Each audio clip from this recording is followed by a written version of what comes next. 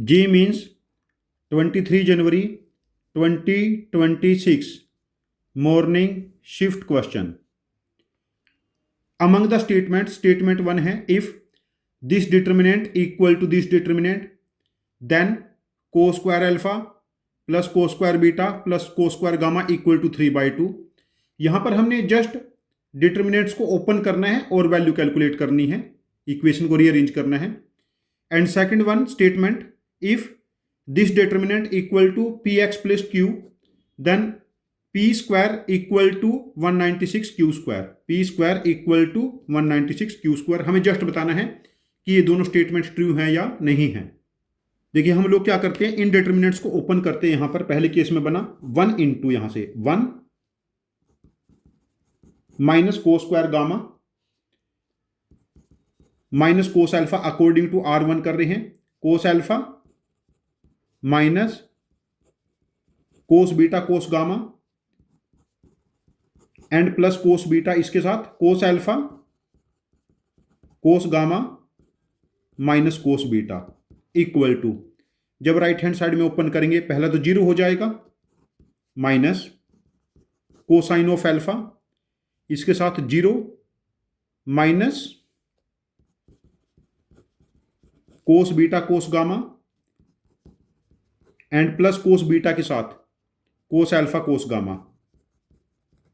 दूसरी वैल्यू तो 0 हो रही है।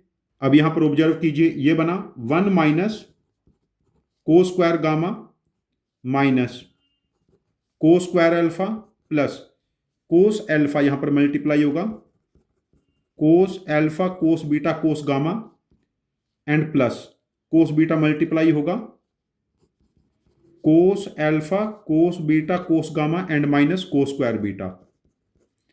और दूसरी तरफ ये बना प्लस साइन के साथ 2 टाइम कोस alpha cos beta cos gamma.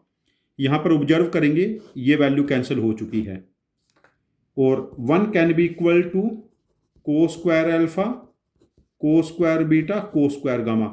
Just यहां पर हमने डिटर्मिनेंट्स को एक्सपेंड किया है अकॉर्डिंग टू R1 और हमें रिलेशन मिला cos square alpha plus cos square beta plus cos square gamma equal to 1।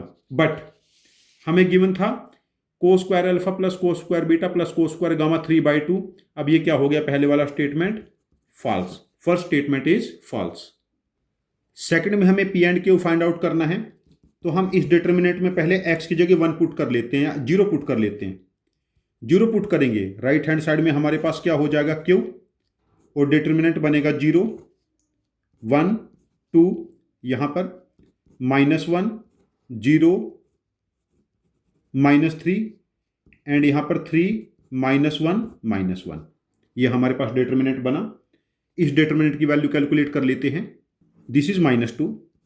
इस डिटर्मिनेंट की वैल्यू कैलकुलेट कर लेते हैं, हमारे पास ये बनी, पहला तो 0 हो गया -1 के साथ, जब ऐसे एक्सपेंड कर रहे हैं हम R1 से, दिस इज 1 + 9 है -2 के साथ क्या बना हमारे पास -1 इक्वल टू Q +1। तो Q की वैल्यू हमारे पास बनी -12, Q -12 आ गया। अब यहां पर x की जगह हम 1 पुट कर लेते हैं। जब 1 पुट करेंगे पहली वैल्यू बिकम्स 2, ये वैल्यू बिकम्स हमारे पास 4 और यहां पर बना 6। 1 पुट करने पे ये वैल्यू बनी 2 then 3 then 1 then -1 then 0 then 1 और ये बना p + Q। अब यहाँ बहुत आराम से यदि p + Q आएगा तो Q हमें पता है p भी आ जाएगा।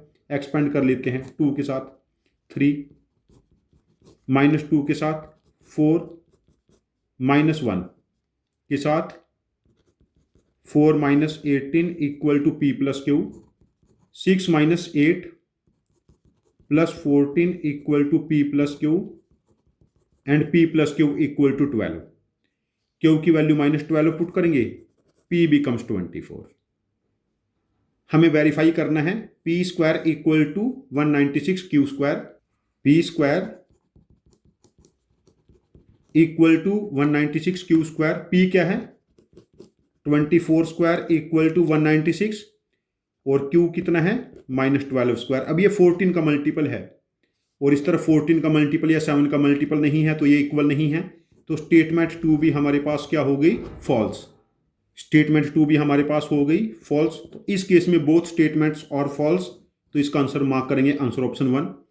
बिल्कुल बेसिक क्वेश्चन, जस्ट यहां पर हम लोगों ने एक्सपेंड किया डायरेक्ट R1 से, और यहां पर दो वैल्यू स्ट्राइक की, x की वैल्यू 0 एंड 1, वहां से p और q मिल गए। ये क्वेश्चन मुश्किल नहीं है, but it is calculative. Students generally सोचते हैं कि क्वेश्चन 2-3-4 मिनट में हो जाना चाहिए। आराम से यदि टाइम लगता है तो टाइम लगने दीजिए। यदि मैथ में आप 70 मिनट में 10-12 क्वेश्चन भी ठीक करके आ रही है तो आपका 99.5% आराम से क्रॉस हो जाएगा, और एडवांस में आपकी बहुत हेल्प करेंगे, बिकॉज एडवांस में कैलकुलेटिव क्वेश्चन रहते थोड़े लंबे, जहां पर कैलकुलेशन 10-12 स्टेप्स के इन्वॉल्व होंगे। ये क्वेश्चन आसान है, यहां पर मैं आपको लॉजिक के लिए नहीं पूछूंगा कुछ भी। Thank you very much for joining with us. Happy learning with us.